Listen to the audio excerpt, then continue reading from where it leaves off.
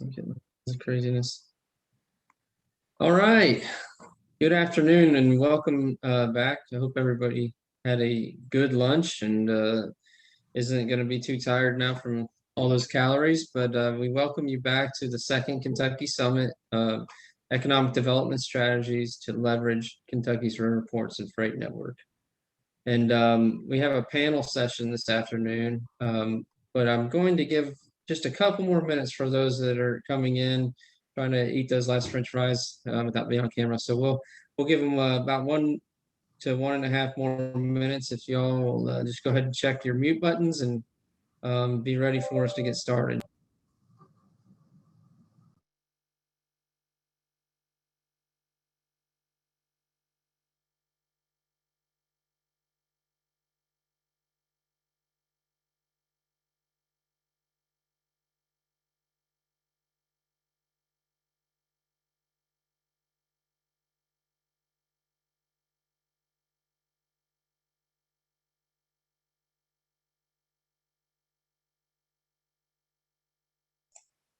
All right, well, it's about 30 more seconds. People are popping in pretty quick here, so just give a couple more people a chance to sign on, and then we'll go ahead and run through the intro real quickly, and I'll introduce the panel and the moderator, and we'll be on our way.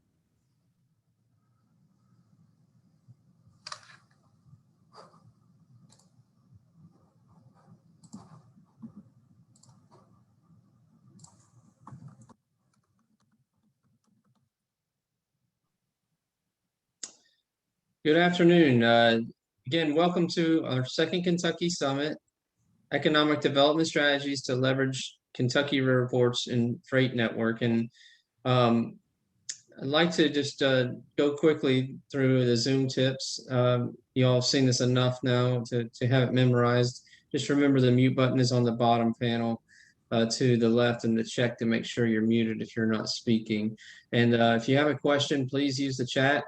And if you want to ask a question verbally, just turn on your camera if you can. If not, just raise your hand and we'll try and get to you. Also, you can adjust your views by using the little tic-tac-toe view thing at the top. So all those things being said, we're in the 5th session of the conference, and we appreciate all your continued involvement. We hope that y'all are getting some good information, especially after those last 2 presentations from Paul and Chandler that provided us kind of an overview of the forecasting of the trade volumes and the tonnages moving in, out, and through Kentucky's freight economy, and what the future of that looks like 25 years out. So that was a very interesting discussion, and y'all got a break to rest your minds and come back with some great discussion in our panel session here,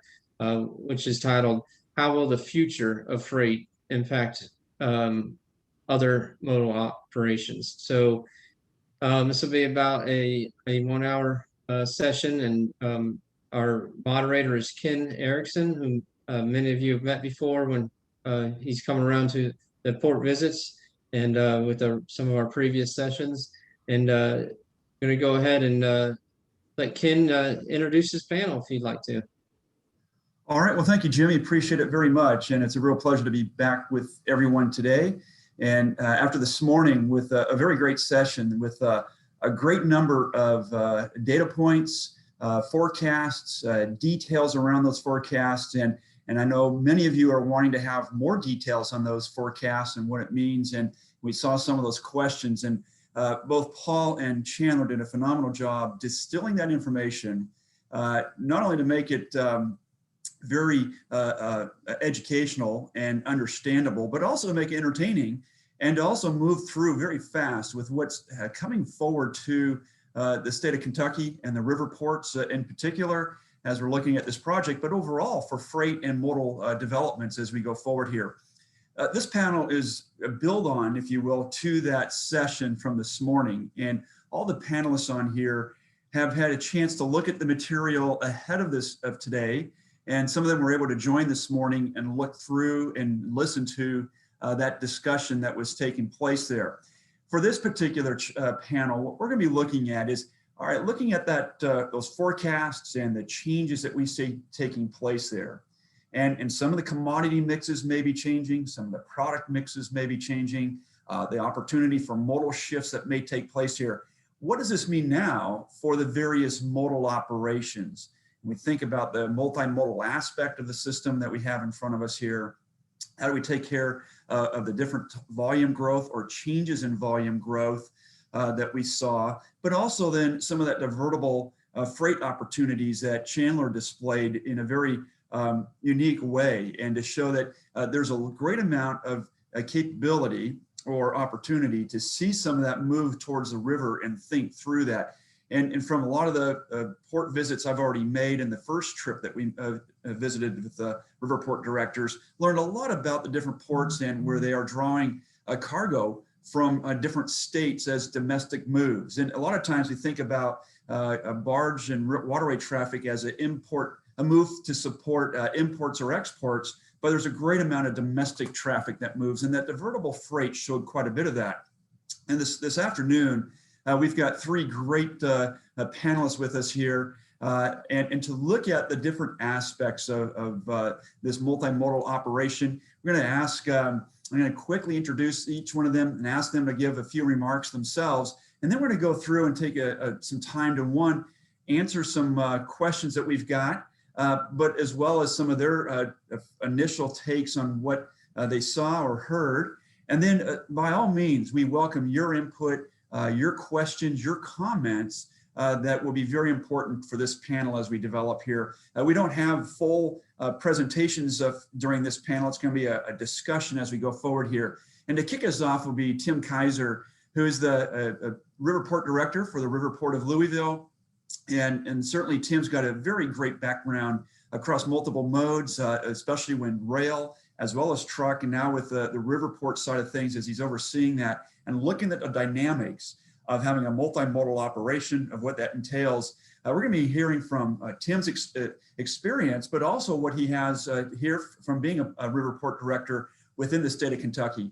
Next, we'll talk with William Downey, who's with R.J. Corman, and he's on with governmental affairs and such, but has a great amount of experience thinking about, as R.J. Corman serves a number of unique communities and sectors of the industry through their types of operations that they have across the United States, whether it's in the different areas of recovery from disaster, to expansion of rail capabilities, to operating railroads in a number of municipalities or in other regions of the United States here, and to get the view of how does this look as we're connecting the different modes together and really looking at the railroads in particular and what that means. And of course, R.J. Corman, many will know, is from Nicholasonville, Kentucky. And so that's really exciting to have R.J. Corman Railroad with us this afternoon. And then lastly, we'll hear from P.J. Donovan talk about as his role leading the Center of Expertise for Inland Waterways up in Huntington, West Virginia for the U.S. Army Corps of Engineers, and talk a bit about some of the data that they amass and that they use for analysis. But as they think as a Center of Expertise, what does this mean from risk or from opportunities? And we start looking at the infrastructure to support various commodities are taking place out there. For those who don't know me, again, Ken Erickson, work for IHS Markit with the Agri Group. I head up our client advisory development team, who spend a lot of time with clients around the world talking about commodity trading, commodity opportunities, supply and demand, what we're looking at for commodity flows, trade matrices and such, in a very exciting world of grains, energy, agribusiness, textiles, and finished and semi-finished products. But I also head up our energy and transportation team that is for our agribusiness service, and we work with our clients around the world on that. And then also the policy group that reports onto our platform here. With that, Tim, I'm going to turn it over to you. If you would introduce yourself a bit more, and if you would give us a few takes about what you've seen or already heard today. Good to see you again, Tim. Nice to see you again too, Ken. I appreciate the opportunity to visit with you guys, and appreciate the information that's been shared with me and the sessions that I've been able to set into. This is very exciting timing now that hopefully our world is starting to maybe get back to a little bit of normalcy. We all maybe get to go back to work here. We're certainly very excited at the Louisville Riverport Authority. We consider ourselves a critical asset, not only in Jefferson County, but in the region that expands into southern Indiana as well, the whole Kentuckiana region. We truly are a multimodal facility. That word that you have used several times is very critical in our planning. I've been in this role for about a year now, and we are well underway, having embarked on a significant strategic plan with a substantial capital plan to go along with it for probably our most critical thing to add more value to our constituents, and that's infrastructure development. We are keenly aware of substantial growth that could come to our facility. Not just at our marine terminal, but we actually own and operate a 13-mile railroad system with connections direct to the NS, the CSX, and a very proud connection to the Paducah and Louisville Railroad. So we really are considering ourselves a multimodal opportunity for growth. My background is mostly in railroad and mostly in acquisition and development of entities. So I've not been an operating railroad man, but I come from a family that has, and possibly through osmosis at the table, learned as much as I could have ever learned about the industry. For us, Ken, I don't know how you want me to proceed with this, but I'll just tell you generically that we are very excited about expanding all of those modes, more so for rail and marine than for truck, although we are looking at some very creative opportunities to set up a much more efficient truck network to deliver within our given grid. We feel like with some substantial infrastructure developments, our marine impact will be substantial. Some of you may know that we have an old piece of historic infrastructure that is some 2,500 foot long elevated conveyor system that was originally designed to use coal, to move coal from train to barge. We are underway with a study of that equipment and how we might convert it back to bulk transload movements, not only from barge to ground, but also for liquid of going from barge to tank. And the same scenario with rail. We believe with some investment, we could have a very high speed, highly efficient and affordable system to operate that would increase our capacity for both bulk product transloading and multimodal liquid transloading. The bottom line for us, though, is we want to be a supply chain solutions provider, not just a logistics facility. That's why we think that, you know, my simple observation in my career has been that the customer is going to try to find and will find the most efficient supply chain they possibly can. And if you look over the course of the last 5 years in and of itself, the changes in rail with precision scheduled railroading becoming an operating model now, we look at the ups and downs literally and all pun intended of the river system that impacts how goods flow. And of course, we look at the massive disruptions we've had in the highway logistics industry. We want to be a provider that can accommodate that need to move towards efficiency. Simply put, if there's an opportunity to move it more efficiently for the customer by rail, we want to be able to have the capacity to do that. The same with our marine terminal. And of course, we will backfill with whatever, hopefully small haul truck that we can. But everything we're doing with our strategic plan is to truly become a supply chain solutions provider. So when that customer comes to us, we can try to play our part as a public port in bringing as much efficiency as we can. Well, Tim, thank you very much for that introduction and to talk about being a solutions provider. What a great perspective to have, because that's very important at the end of the day. A lot of shippers and customers, don't exactly know what they need to make something happen. They know what they want to have at the end, but they don't always know how to get to the end. And that's where being a part of that solution from a multimodal logistics provider opportunity comes together for them. Absolutely. Thank you, Ken. All right, we'll continue on with some more questions here momentarily as we go through the rest of the team. Good afternoon, William. Good to have you with our summit here, the summit number 2. And we just thank you that you could join us today and bring us a bit understanding about who you are and the background of RJ Corman.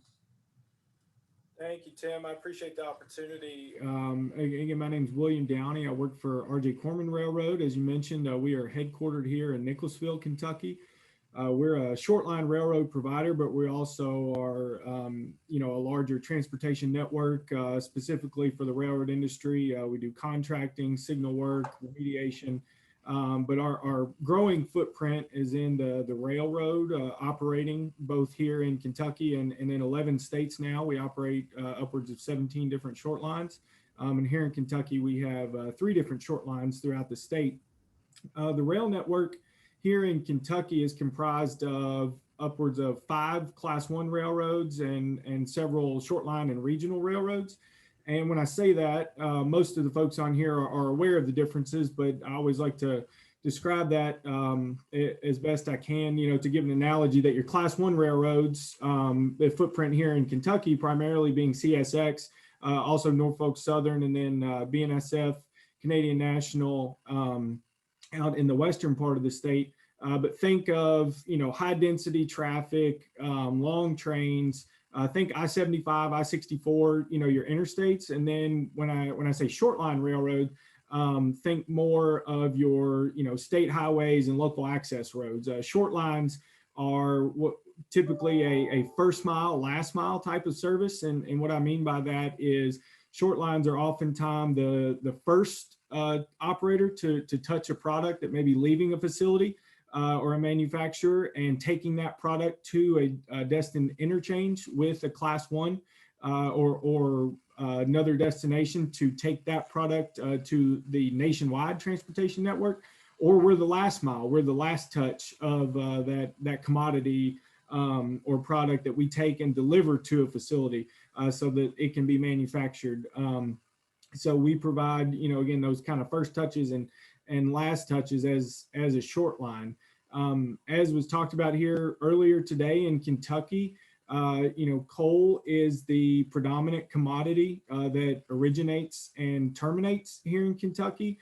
So just a couple data points for the last, I believe that are about a year old, but just so folks are kind of aware, even though again, as is stated during this conference, during these presentations, coal is and has been on the decline.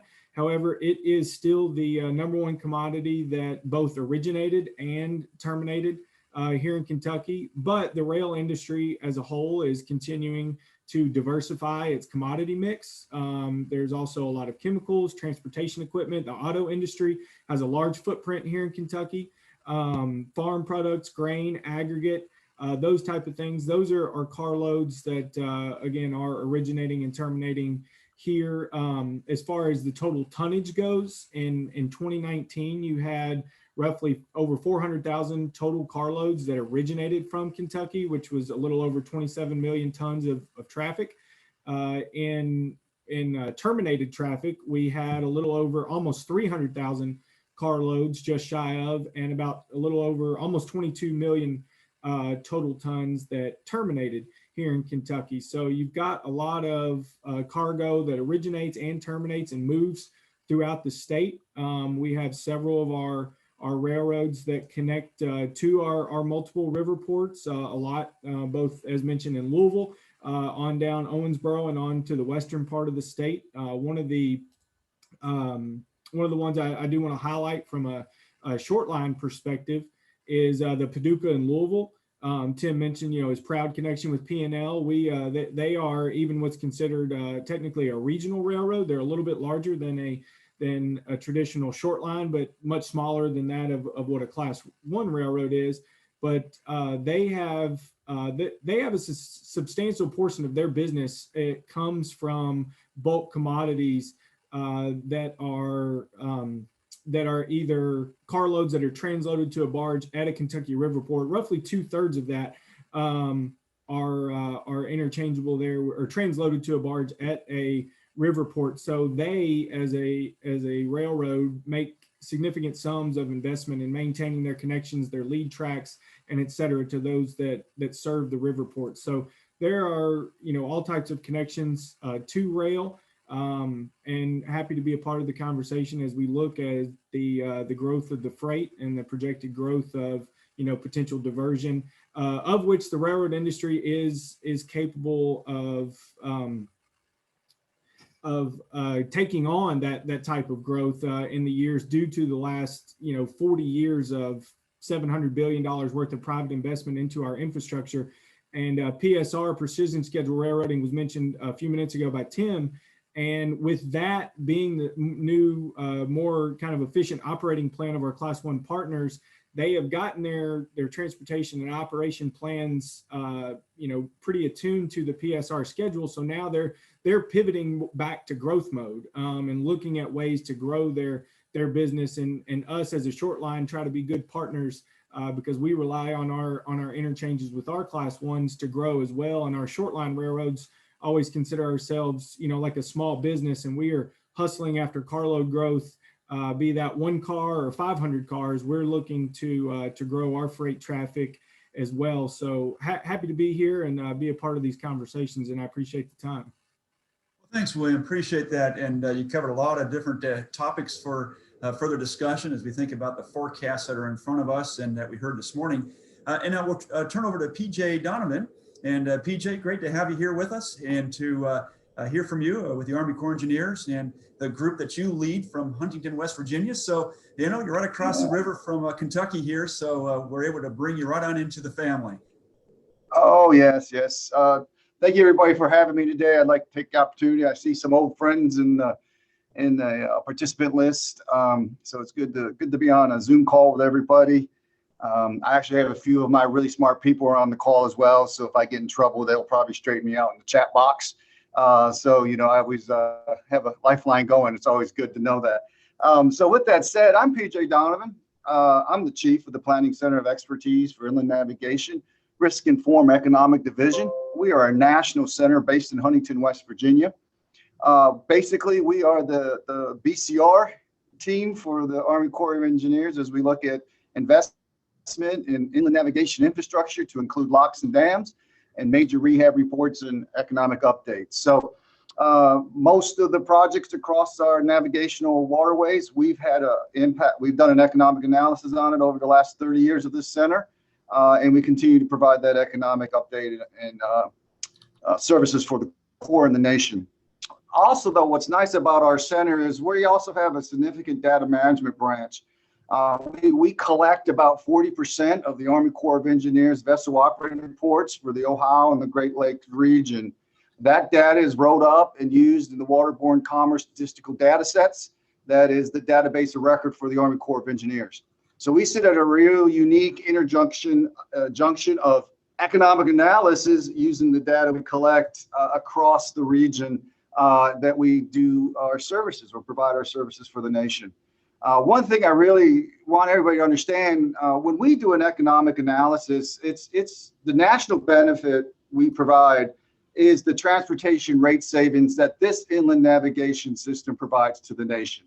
So that's the crux of what we do here. We look at that transportation rate savings versus other modes. So that's how we benefit, and that's how we justify our projects and our investments in infrastructure. A big part of that analysis, though, of course, is forecasting, and Ken's group does a big job and helps us with that a lot. But it's also cost, and it's also tonnage that moves across our projects. So we have that laser focus on tonnage. The Army Corps of Engineers, of course, we have our commodity mix and our commodity list that we use. It may not look like the private sectors, but we have our top 10 commodities that, more than that, of course, but the top 10 commodities I'll talk about today are specific to Kentucky. So I was able to have my data professionals pull some information for me today, and I won't go through all of these, but just some teasers that are out there. Of course, we had a lot of discussion right now about originate and terminate that tonnage in Kentucky, right? What's going on? What's coming in Kentucky? What's leaving Kentucky? We all know it's coal. We all know coal's number one. Limestone's right there, sand, aggregates, and then of course we get into gasoline and port and including aviation fuels, right? We see that in that top 10 mix. So, but that's by tonnage, right? So, coal we're seeing on our data sets, coal by waterway coming in and out of the state of Kentucky is running right around 25 million tons. That's an average, a 5-year average from 2015 to 2019. And of course, my source is the Waterborne Commerce Statistical Data Set. So that's where we're pulling our data from.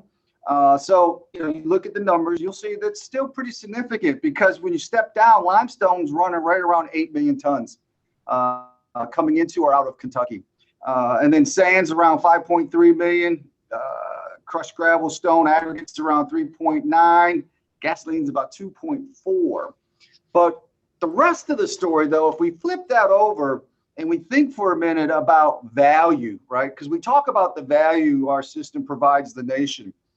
What is that value? What is the inland navigation system? What's that value we're providing? When we do the transportation rate analysis, we do that in our space, right? That's what our national benefit is. But what's value? So looking at those commodities I just listed, we're seeing in and out of Kentucky, you're seeing about $1.4 billion worth of petroleum, including aviation fuels. That's a significant amount of money moving in and out of the waterways. Coal is around 1.2 billion. Then of course, other light oils from petroleum are around $500 million. And then soybeans move in at about $359 million. So we start seeing aggregates. And what's interesting in the system, if you take the Ohio River system and you start breaking it apart, and really that pivot point seems to be the Big Sandy River, which is the border between Kentucky and West Virginia, what we really start seeing is the commodity diversification past that point includes aggregates. Agricultural products. When you move north and you come into the industrial river of the upper Ohio stem, you see basically aggregates, coal, steel, petroleum. You really don't see agricultural products on the waterway. So Kentucky sits in a very unique spot with that commodity mix we see today. So there's some real opportunities we're seeing in that space. And then of course I asked him, I said, so what's going by Kentucky, right? How much tonnage is just floating by on the river? What do we got? So they went and they did some analysis for me and they pulled the top 10. And surprisingly, we'll hit a few of those. But coal, there's about 43 million tons of coal that just floats up and down the Ohio River and never touches a Kentucky shoreline or Riverport. That really leans into this idea that the inland navigation system is domestic in nature. Right, we have a domestic system that moves domestic freight from county to county, from congressional district to congressional district, and it moves across our river system and across the Army Corps of Engineers projects.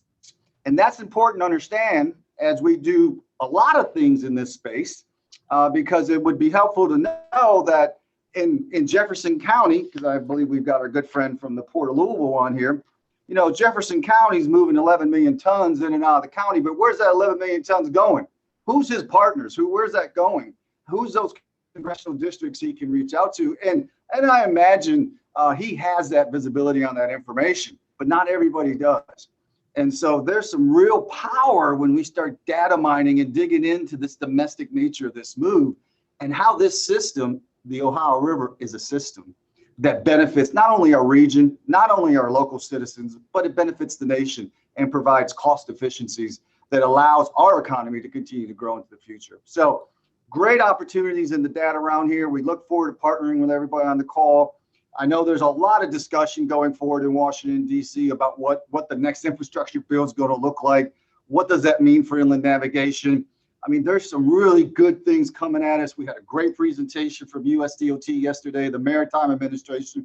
My hat's off. He didn't tip anything in his presentation, had us all on the edge of his seats. What's coming, what's coming. I'm an old Marine Highway guy from back in the day. So I'm curious. I'm looking forward to what the rest of this conversation holds today. Let's get to it, Ken. Well, hey, great. Thanks a lot, PJ. That was just tremendous. In fact, there's a global event that's taking place here that's really captured the attention of many people. And unfortunately, many memes or memes, whatever you want to call them, have come out and looking at this vessel that is stuck in the Suez Canal. And that's very important. And on one hand, it's very dramatic, and there's a lot of natural effects at play here, but we're also looking at some economies at scale that are at play here, given the size of the vessel, the height of it above water, as well as the conditions of the weather around it. And I guess, PJ, while this is not about that sort of global shipping canal, it is about that global shipping canal, because as the Army Corps of Engineers, and as you work with many other federal agencies, local agencies, and the shippers themselves, the challenges around natural disasters, and in one hand, this could be at the face level here, could be considered a natural disaster in the Suez Canal because of the wind, but there's going to be more to the story.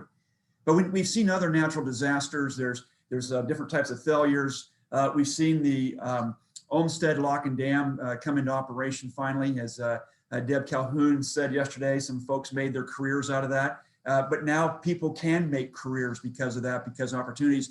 PJ, there's a wide number of things that you as an organization do, but from a long-term perspective. But real quick, given the light of the Ever Given and being stuck in the Suez Canal, how involved do you get as a group when there's natural disasters or some sort of event like this that could emerge, and that you've got to be looking at that, supporting the field teams and others? What does that look like, and what do you have at your disposal to support those things? We've got you here, and I think, if you don't mind me asking that question, it doesn't necessarily link to what we had earlier this morning, but I think in the big picture, transportation and infrastructure are everything here for our forecasts.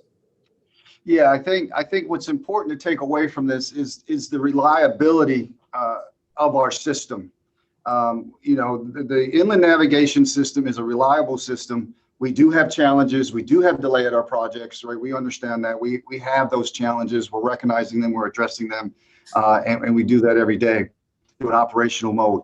I think what's critical to take away from this is that the Army Corps of Engineers is actively engaged in a federal response to natural disasters around the country, be it hurricane relief down on the coast, be it significant flooding on the inland domain. We're there. We send out teams.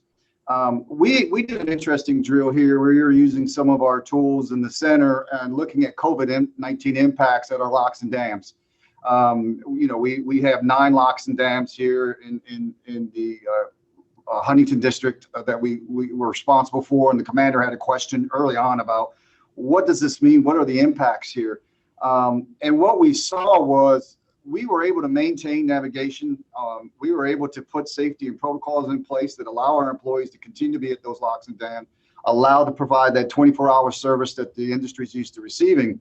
But what we also saw was, there's been some downturn in traffic, and there may be some delay in the delivery of that traffic, but we're continuing to see, the traffic moving on the system.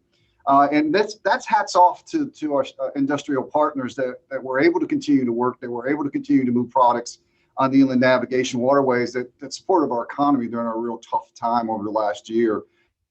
So Ken, the Corps, we're in the game when it comes to emergency response. The center here, we're using some of our tools in a more of a strategic way locally, starting to understand those impacts with the idea that we would like to be able to do more of that on a national level, using the data that we have and some of the modeling efforts we have available to us. And of course, I mentioned some of the really smart people that are on my lifeline on this call that do this on a daily basis. This is who they are. This is what they do. So I'm curious. I think my biggest curiosity about the Suez Canal and the fact that the container vessels are sideways and the canal blocking traffic is, what is that short run impact on our fuel cost, to the consumer? And then what does that do to us from a macroeconomic and maybe some microeconomic perspectives? No, those are some great questions. I know a lot of our teams, Paul Bingham and a team and others are working diligently on assessing that, and we're working with a number of our clients. But as we start thinking about what this means from a big picture standpoint, what the infrastructure requirements are going to be going forward here, and we think about the multimodal aspect of these activities that we have here. William, as you look at connecting the modes And for RJ Corman, as you outlined really so well for us, and you talked about other short line railroads, regional railroads, what are some of those requirements as we start looking down the road here? And we're working ourselves through a pandemic. We don't have a Suez Canal event at the moment here, but we've seen different events, whether low water to a lock failure to some sort of incident on the navigation system or elsewhere. But what, as we think about trying to expand multimodal opportunities, being that solution provider, as Tim said so well, from your perspective in trying to work with communities, you've got either existing relationships where you're serving different modes of transportation, but then what does it look like as you're looking to expand those multimodal operations? What's kind of that involved process to see, if we think about the cargo volumes we saw this morning, the growth of some of those, and some of the adjustments that will take place? For RJ Corman, what do you, as you come into an area or someone approaches you for service, what are some of those natural steps that need to emerge as we come out and start expanding opportunities or optionality? Thanks, Ken. Yeah, I think when you look at, rail service via, connecting to class ones or, transloading type facilities, those are areas, and obviously multimodal operations connecting to, your river ports, but where you can, for the customer and those that are wishing to move freight, the ability to connect to multiple modes of traffic, has its advantages to that, not only from a productivity standpoint and an emissions reduction standpoint, ability to move large freight over multiple scales, but that provides more, competitive advantage to those that have access to those markets. Someone mentioned earlier in the previous session about the Canadian Pacific and the KCS merger and how they're billing that as the first true, USMCA rail that will connect Mexico, the United States, and Canada.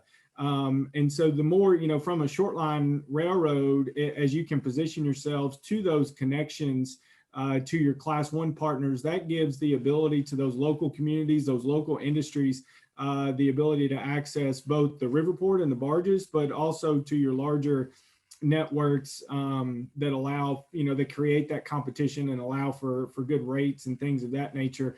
I think if you're a local community or, an industrial park, a riverport, terminal, those, when you're working with the railroads, view your relationship, a railroad is one segment, but we are acting as a long-term asset. We're a key piece of logistical infrastructure when it comes to freight movement. And so, whether you're looking at, potentially creating, some type of rail authority that you see in some states where you have public ownership, but private operators, you can set up, long-term leases that way that allow for the benefit of the community because you're making an investment in infrastructure that allows for, more movement of goods, of large freight. You're potentially diverting some of that freight from your roadways.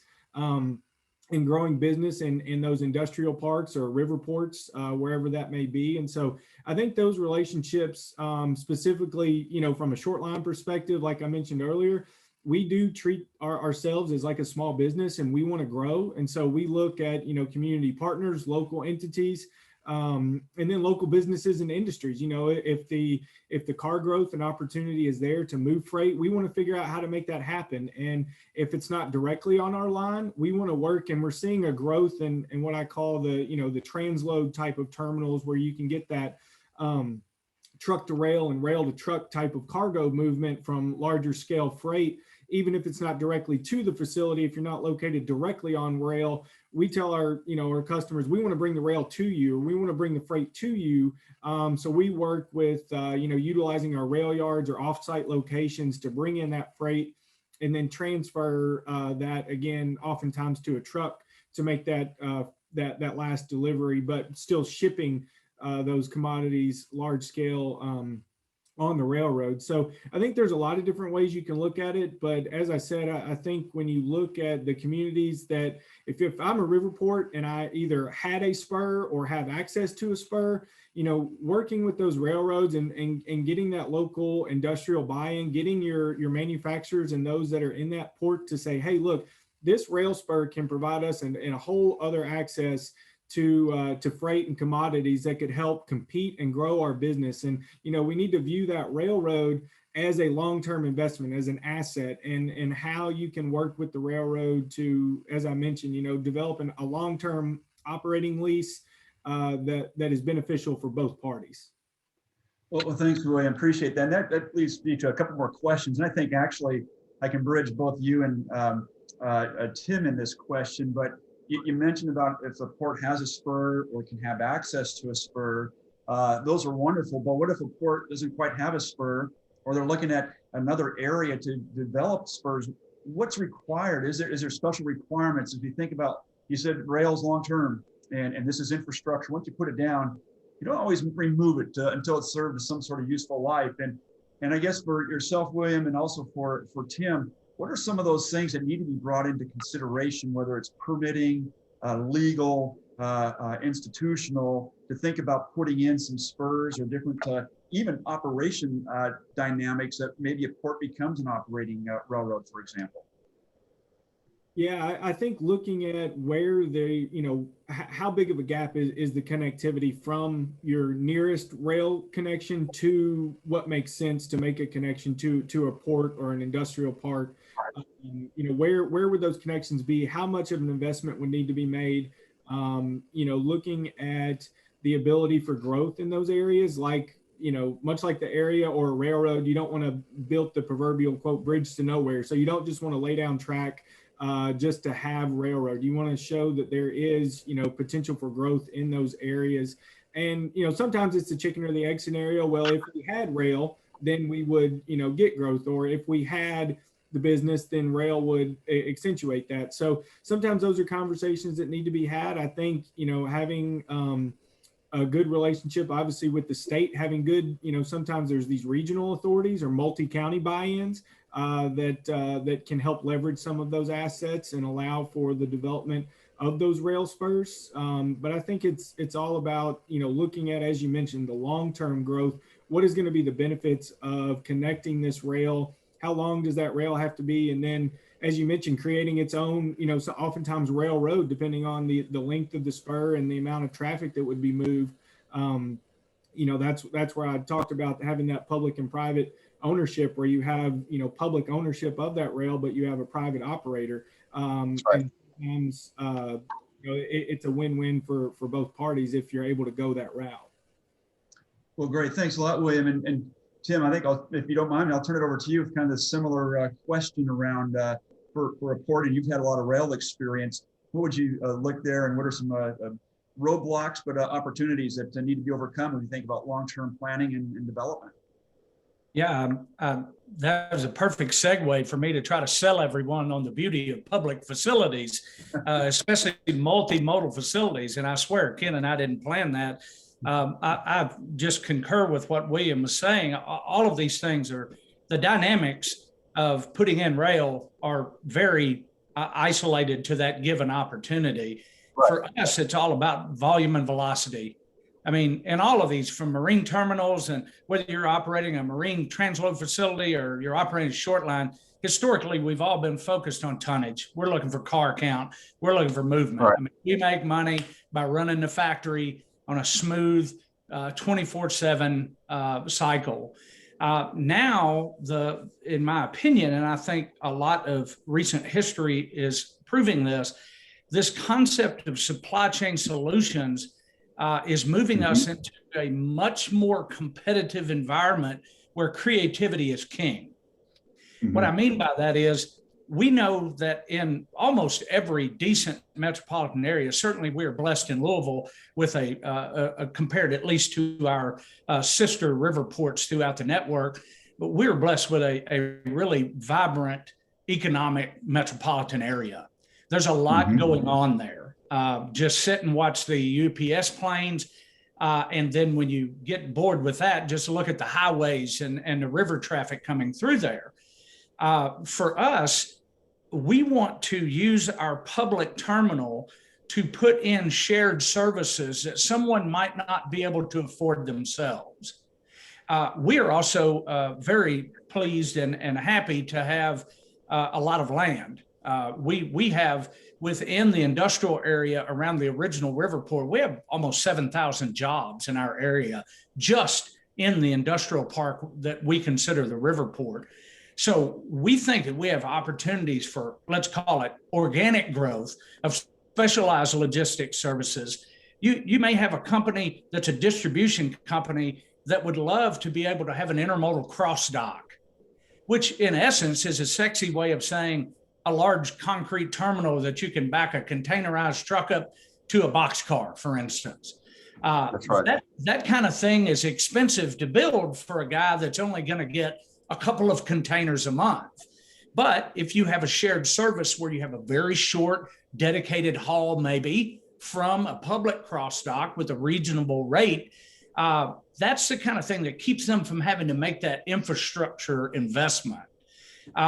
Again, being unique and having a 13 total miles of railroad, we have quite a few companies and we still have existing undeveloped land on our mainline railroad. And so most of that is also has potential for direct water access. So what we are trying to do is what I'm trying to do in this role is approach our holdings, our services, and the funds that we can bring to the table in various ways and kind of a portfolio perspective for the public's benefit. Meaning that if I could enhance an existing marine terminal to handle more efficiently aggregates or more sensitive minerals, which we have a lot of, I'm going to do that. But if I could also build a roll-on, roll-off dock that is going to allow a lot of large project equipment, which is always looking for a home in our area, and quite possibly the United States Army at Fort Knox to utilize that as a strategic asset, we are going to try to co-locate that facility on our mainline rail as well. So that again, we have our customer has choices. It's my family comes from large farming, and we still do. And farming is all about having choices, how you're going to market your grain, what you're going to grow, and making those choices for yourself. It's basically the same scenario here for a shipper. They're just, I'll use the pun, just like water. Water goes on the path of least resistance, right? That's where the supply chain goes. And as long as this competitive thing, now we have Amazon and UPS and Walmart that are really pushing our supply chain norms. I mean, you have Amazon booking its own vessels across the blue water. You have Amazon booking its own planes. You have Amazon booking its own unit trains, by the way. So those types of changes are going to compel all of us to remain competitive. My point is, we got to do the old-fashioned thing of keeping our infrastructure in good shape so that we can be reactive to customers' needs. And we need to be constantly looking forward at what trends are that are going to smooth out that supply chain for as many customers as possible. Well, thanks, Tim. And I'm glad you brought up being an economic geek by watching transportation, because that's the economy that's being moved. And that's, if you're looking at planes, trains, cars, trucks, and barges, you're watching the economy. And that's what every economist should be doing, is looking at that.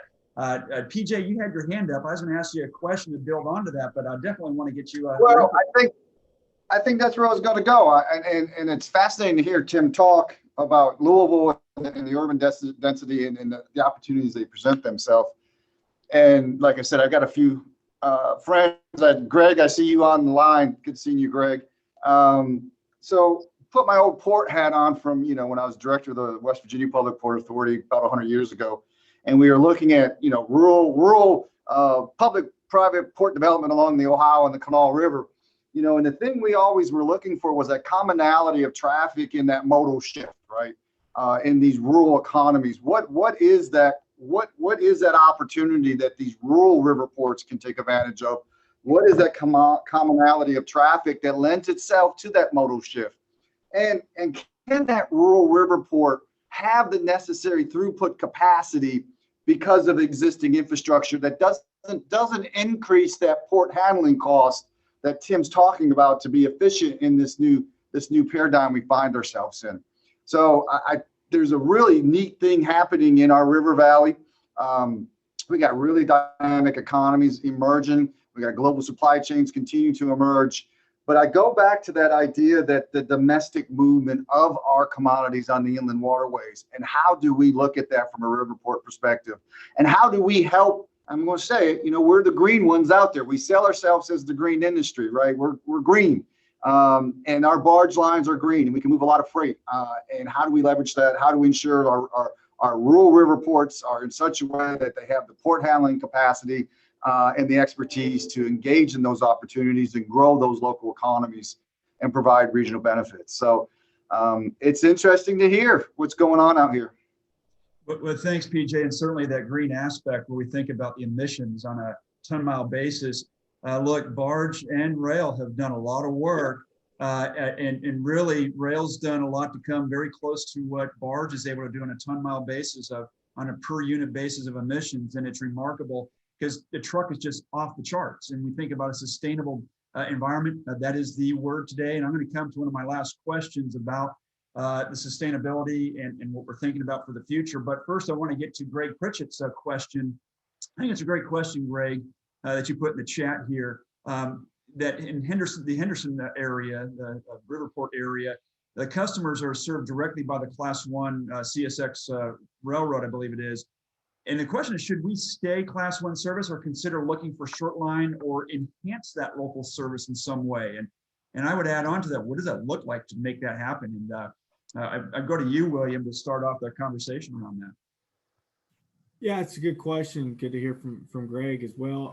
I think it's a couple of different ways to look at that. You have a direct connection to a Class 1 railroad, so therefore you already have the ability to access more of a market through that Class 1 partner, where oftentimes a short line is going to need to connect to a Class 1 to make that connection, unless it's a internal move on your own railroad, perhaps somewhere. But if for your customer base there at the Riverport, via originating or terminating shipments, that Class 1 is going to provide that more kind of nationwide, broader transportation network for you.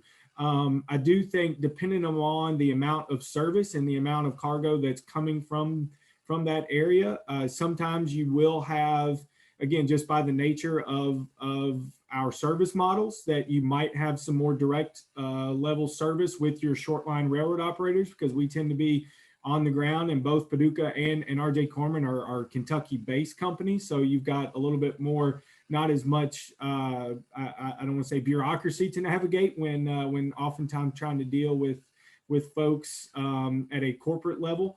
But depending upon where that short line or local connection could be made, you could certainly explore another connection. If you have multiple connections at your port, that would potentially make you more viable and more competitive, but there obviously is a cost associated with that and an investment that would need to be made. Typically having a rail served connection is a good thing. You are connected to a Class 1, so that gives you that advantage. But there are advantages to having a short line, as I'm sure Tim can speak to in Louisville, and sees the service levels between short lines and Class 1s, and not trying to disparage one against the other. We have different service models, but there are certainly advantages to having a short line be your first level of connection versus a Class 1, just depending on that amount of traffic and the amount of service that you need. Eric,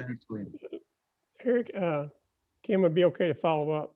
Yeah, that'd be great, Greg. Yeah, it's a kind of a unique problem, but in the Henderson community, it's not just the port rail service. It's pretty much the entire customer base of Henderson area rail customers. But they're okay with the connection, but the downside from the community point of view is that, in fact, that the crews operate during the day. So we have significant traffic blocks that occur on major highway arteries in the industrial part of town in the middle part of the day. And so I'm getting complaints from folks. And so we used to have service. Our service was always during the nighttime, during the off hours. And so, now we're seeing our rail traffic passing through our place, passing over the local streets and coming into us during the day, which is a good thing to have, good problem to have. but it's also creating some havoc from the general public point of view. And so that's one of the reasons for the question. It's kind of a unique situation. Yeah, Ken, I would add to that just a little bit and agree completely with William. And my friend Greg's port over there is a fantastic facility. You know, it comes back down to that volume and velocity and level of service that's required for that customer base. By service, I mean, you know, a great circumstance would be that a relatively small customer wants to put in a spur to kind of tie some of this together. So what we're going to do with our public facility, especially our rail, is to try to utilize our existing track. We have 2 double loop tracks and a lot of other infrastructure to keep them from having to put in a 10, 12, 20 car spot. I mean, you're talking about a lot of money. You're talking about a turnoff off our main. You're talking about, you know, just call it $325 a running foot to put in, you know, rail with aggregate and everything. It's a lot of money. Where we could balance out that upfront capital cost for them and run our own locomotive to support the Class 1s who serve these customers by staging cars on our rail and switching them more often than Class 1 crews are seemingly able to do under the PSR plan. That this whole thing, PSR, is finally sunken in. It's been a concept for quite a while, but as William so eloquently said, it's here and we're used to it. And now we're starting to see growth come around it. What it's done is created a bit of a boon for short lines. It's created a boon for local facilities to be able to step in and do what smaller operations tend to do, and that's offer better service. So Henderson may well, there's got to be some magic algorithm that you get to in your volumes and your customer base where you say, yeah, we need to provide our own rail service somehow now to enhance that local service. But it's not a cookie cutter model, and not that Greg was suggesting that, but it's an individual thing that has to look at that particular scenario, in my opinion.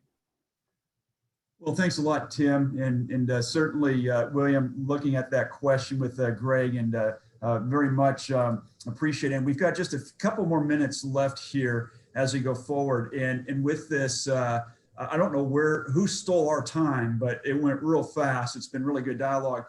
Let me ask this question. This is kind of President Biden announced a $3 trillion program. It seems like every time we get this next infrastructure discussion, we get another trillion added to it. Now, I know it's loaded with other things that come besides pure infrastructure in the way we might think. And for some reason, it seems that the upper Ohio River, just a little bit upriver from Kentucky here, is going to be the center point again for revealing this plan. But if you guys had that magic wand and you think about the connectivity of the different modes, what would you like to see as part of this infrastructure plan that is going to be revealed here? Tim, I got you on the screen here. Let's go with you first. Well, that's an interesting question, and I'll be at risk of sounding naive. You know, freight is a lot of different things. We're talking about with these, we're talking about a lot of industrial freight in our conversation here, but I think that we have a growing problem of access to consumer goods, of getting consumer goods, including food, by the way, fresh foods, into these larger metropolitan areas. And somehow a combination of our rail and even to a degree our river have got to play a larger role than our highways do. Let's be honest, nobody's out there signing up to be truck drivers anymore, especially long haul truck drivers. We have a substantial opportunity. William mentioned the CP and the KCS. I've worked with the KCS for years. We have a substantial opportunity to use our rail network to distribute consumer packaged goods, finished goods that are imported or created domestically, but also food. I've been involved in doing some intermodal programs where we were shipping fresh foods in on intermodal rail and shipping out empty containers by barge. To me, that is a substantial opportunity for us. Somehow, a specific answer as to what infrastructure is required to do that, a little too deep of a question for me. It is a deep question. William, I'm going to turn it over to you, and I'll save PJ for last. Yeah, thanks, Ken. I think, waving a wand, I think first, just looking from a policy perspective, we don't want to prohibit growth and put limitations on our industry.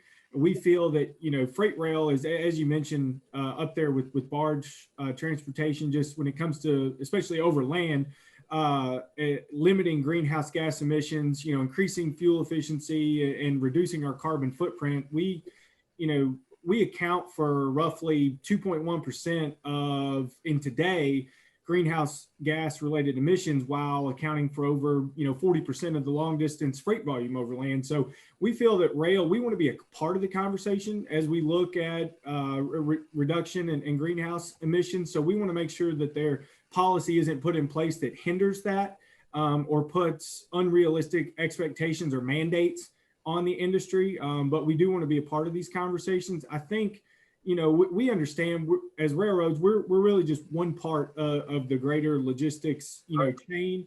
And we don't dispute that, other motor carriers are indispensable to the economy and quality of life. And as Tim mentioned about, trucking, there are a significant cost in building, new highways, as well as, environmental land use, et cetera. And looking at the growth that's projected, it's unlikely that we could even build, this sufficient highway capacity to handle the expected future growth. So rail represents, we feel that rail represents a viable and really socially beneficial complement to the highway, freight movement. And so we're not saying that we should, stop building highways or no longer recognize the importance of trucks and highways, but it does mean that, folks in Washington should really be, highly aware of the role that railroads can play in providing, freight transportation, obviously here in Kentucky, and to the nation. And so I think just continuing to take that holistic approach from a transportation sector and looking at not just our highway sector when we think infrastructure bill, which, as you alluded to, includes a lot of different things, but we want to be a significant part, as I referenced earlier. Rail, I call it a key piece of logistical infrastructure, a long-term investment, a long-term asset.